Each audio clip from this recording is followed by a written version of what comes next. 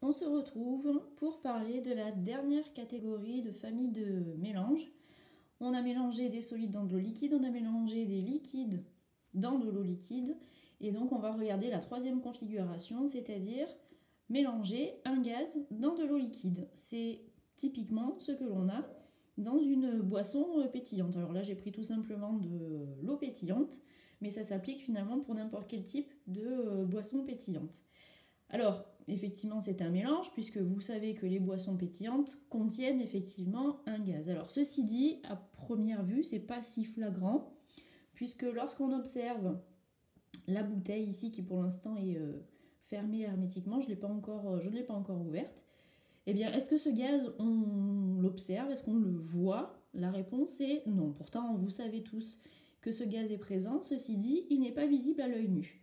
On va donc considérer cette boisson pétillante, cette eau pétillante, comme un mélange, mais c'est un mélange homogène.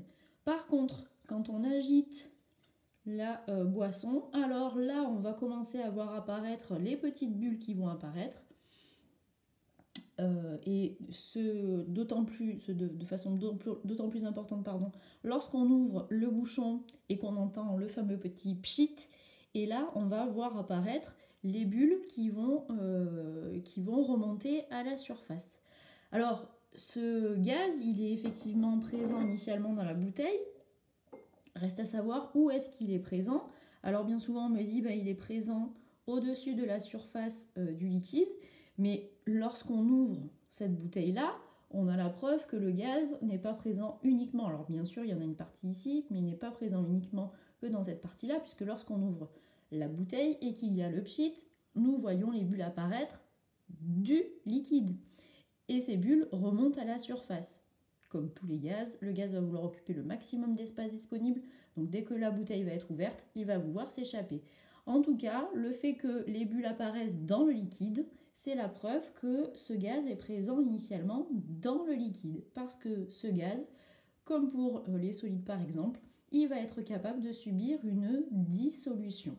Donc en fait, initialement, le gaz est dissous dans le liquide. Et une fois qu'on va ouvrir la bouteille, le fait d'avoir un espace à occuper plus important va permettre la formation des bulles qui remonteront à la surface pour venir s'échapper du récipient.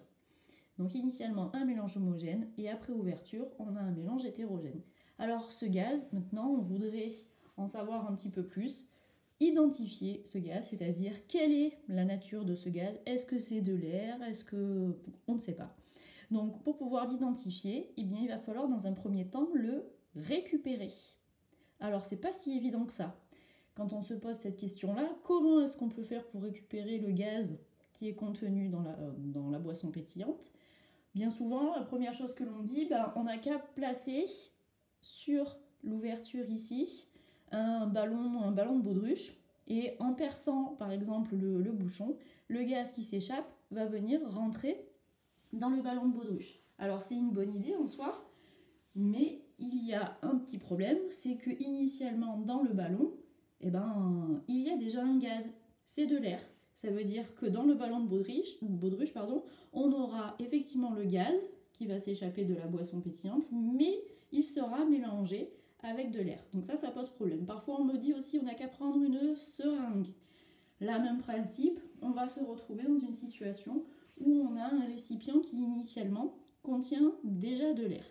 Donc on voit que on va être rapidement limité au niveau de la technique, parce que le récipient dans lequel on va vouloir récupérer le gaz, la plupart du temps, il contient déjà de l'air. Donc il va falloir trouver une astuce pour être sûr que le récipient dans lequel on va récupérer le gaz, il n'y a pas d'eau.